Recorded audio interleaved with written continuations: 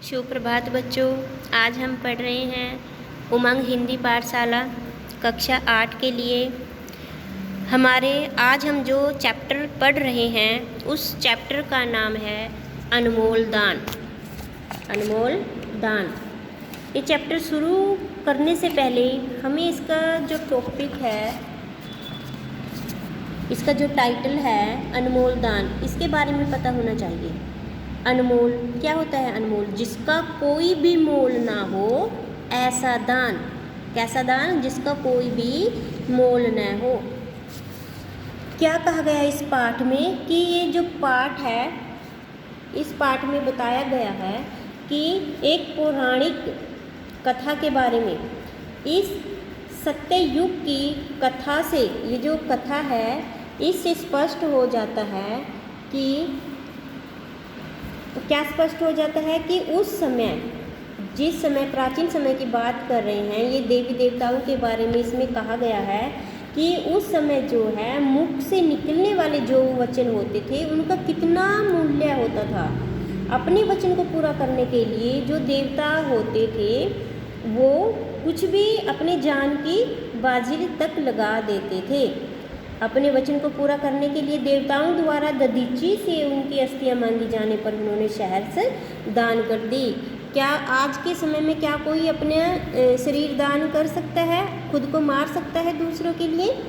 नहीं मार सकता। कुछ लोग इतने सेल्फिश, इतने मतलबी होते हैं कि दूसरों को नुकसान पहुंचाने में रहते हैं। लेकिन इस पाठ में जो कहा गया है वह अनमोल दान के बारे में कहा गया है कि कैसे ऋषि दधीची ने देवताओं की जान बचाने के लिए अपनी अस्थियों को दान कर दिया था। आइए इस पाठ को हम विस्तार से पढ़ते हैं।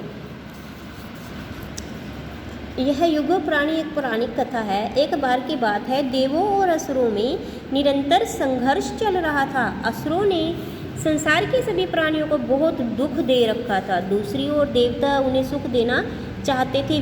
वृत्रासुर नामक असुर बहुत ही क्रूर था, जो कि असुरों के दल का नेता था। असुरों के दल का नेता कौन था? वृत्रासुर। वह शक्तिशाली और पराक्रमी होने के साथ साथ घमंडी भी था। असुरों का आतंक देवताओं पर छाया हुआ था। यह सिलसिला बहुत दिनों तक ऐसे ही चलता रहा। हाँ जी, स्वर्गलोक में क्या था? जो देवता थे वो किससे? असुरों से बहुत परेशान थे। एक रोज सभी देवताओं ने मिलकर यह योजना बनाई कि इन असुरों का नाश करना बहुत अनिवार्य हो गया है। वे सभी भगवान ब्रह्मा जी की शरण में पहुंचते हैं और उनसे याचना करते हैं। याचना होता है प्रार्थना, कि हे प्रभु, हमें इन असुरों के अत्याचारों से छुटकारा दिलवाइए। देवताओं को भयभीत देखकर ब्रह्मा जी कहने लगे, विपत्ति में धैर्य नहीं खोना चाहिए। क्या कहने लगे? कि विपत्ति होती है मुसीबत में, हमें अपने धैर्य को नहीं खोना चाहिए। संयमी पुरुष ही विपत्तियों का सामना ठीक ढंग से कर पाते हैं। जी, यहाँ से एक क्वेश्चन बन जाता है हमारे पास कि कौन से पुरुष विपत्तियों का सामना ठीक ढंग से कर पाते हैं? कौन से पुरुष? संयमी पुरुष। इसलिए घबराओ नहीं, मैं वृत्रासुर के विनाश का उपाय बताता हूँ। यह सुनकर देवताओं की उत्सुकता बढ़ गई और वे ब्रह्मा जी के उत्तर की प्रतीक्षा करने लगे। ब्रह्मा जी ने कहा, सरस्वती नदी के तट पर दधीची नाम के ऋषि रहते हैं। तुम उनके पास चले जाओ, उन्हें अपनी समस्या का बताओ और उनसे प्रार्थना करो कि वे अपनी अस्थियां तुम्हें दान में दे दें। देवता ब्रह्मा जी की बात सुनकर हैरान रह गए और बोले, अस्थियों का हम क्या करेंगे प्रभु? ब्रह्मा जी ने उत्तर दिया, ऋषि दधीची की अस्थियां लाकर अपने कारीगर त्वष्टा को देना। वह उनसे वज्र नामक अस्त्र बनाएगा। उससे वृत्रासुर का वध किया जाएगा। हाँ जी, वृत्रासुर का वध कौन से अस्त्र से किया जाएगा? वज्र नामक अस्त्र से। उस इंद्र बोले, पितामह, ऋषि दधीची की अस्थियां हमें ऐसे कैसे मिल जाएंगी और वे हमें अपनी अस्थियां क्यों दान में देंगे? ब्रह्मा जी बोले, ऋषि दधीची का जन्म परोपकार के लिए ही हुआ है।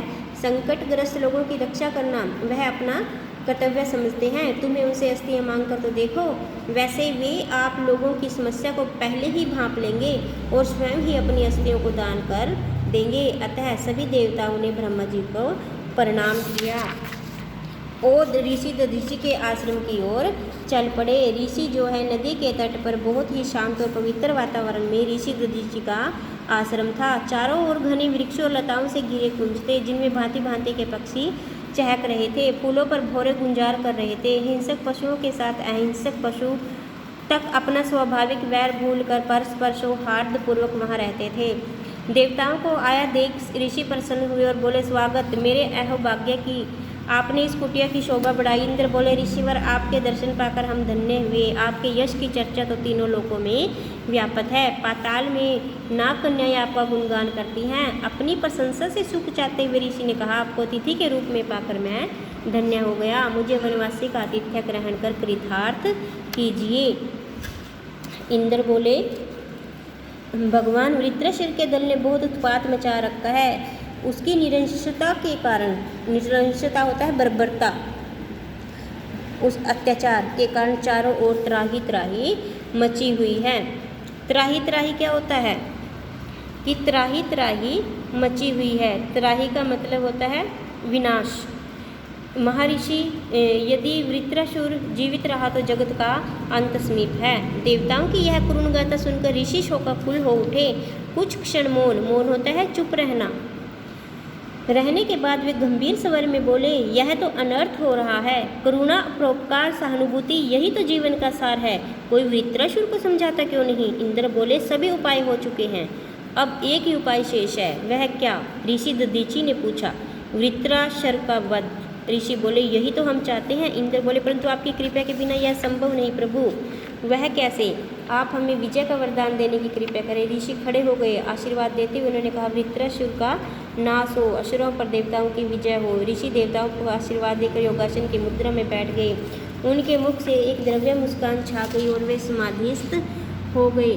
कुछ ही क्षणों में उस महामानव ने परोपकार के लिए अपने प्राणों की आहुति दे दी। उनकी अस्थियों से देवताओं ने वज्र नामक अस्त्र बनाया, जिससे वृत्रासुर मारा गया। देवताओं को और इस जग को असुरों के अत्याचार से मुक्ति मिल गई। ये हमारा पाठ था जो हमने किया है। अब हम इसके शब्दार्थ करेंगे, उसके बाद इसके प्रश्न उत्तरों का अध्ययन करेंगे। धन्यवाद।